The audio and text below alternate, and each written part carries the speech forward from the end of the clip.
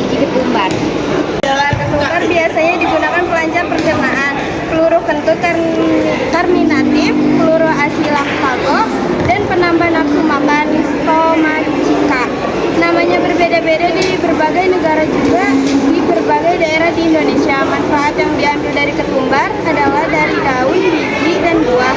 Dari semua bagian itu terdapat kandungan berupa sabin, mitrene, aiterpin, oksimen, linalol, generaniol, dekana, desiladohidra, tantridesine, asam petroselinat, asam oktadesenat, dematin, scopoletin, simen, kamfena, dan felandren.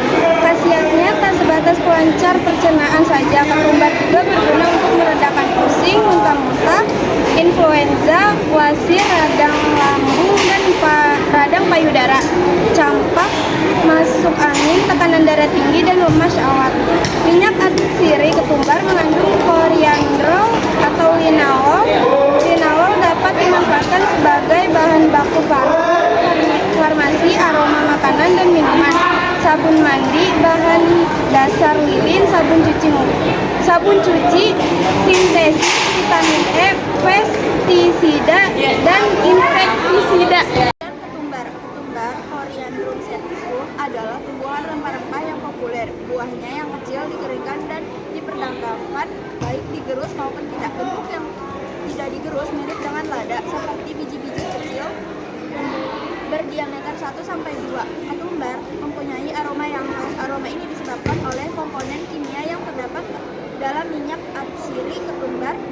Komponen utama minyak atsiri ketumbar adalah lianol dengan komponen pendukung lainnya seperti geranil, asetat, dan komfor.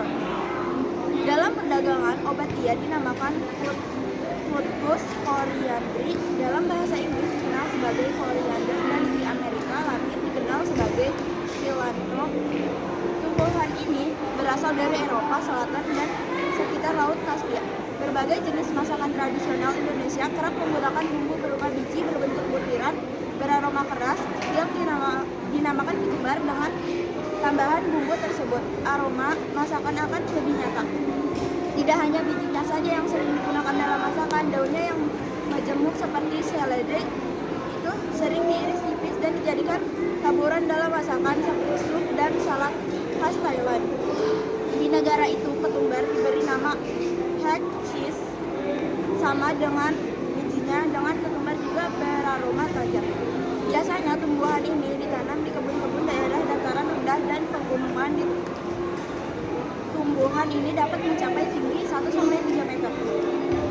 Daunnya yang hijau dengan tepian bergerigi, sedangkan untuk bunga menjemuknya berbentuk payung bersusun berwarna putih dan merah muda. Untuk buah bentuknya hampir bulat berwarna kuning bersusun. Kalau matang, buahnya mudah dirontokkan. Setelah itu buahnya dikeringkan. Di sana biji yang dikeringkan. Di beberapa daerah ketumbar sering diberikan nama yang berbeda-beda.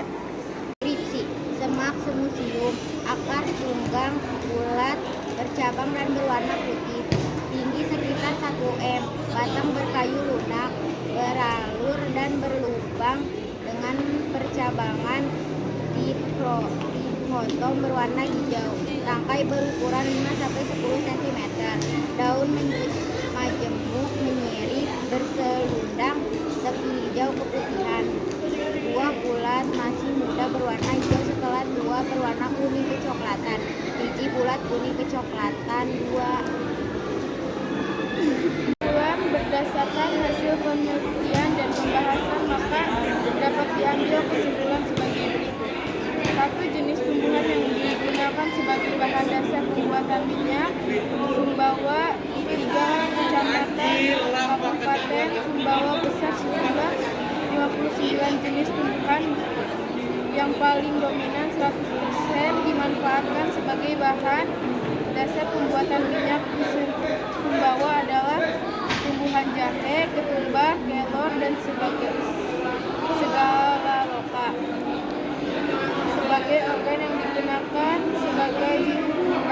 dasar pembuatan minyak. Sumbawa adalah akar kulit, batang, daun, buah, dan biji sebagai organ. Yang paling banyak digunakan adalah akar dengan persentase sebesar 64%. Sumbawa olahan tumbuhan bahan dasar pembuatan minyak. Sumbawa ini didapatkan sebagai tanaman liar sebanyak 72%, budidaya sebanyak 13%, dan membeli sebanyak 14%. Dari kelompok kami, mohon maaf bila ada salah kata. Wassalamualaikum warahmatullahi wabarakatuh. Waalaikumsalam.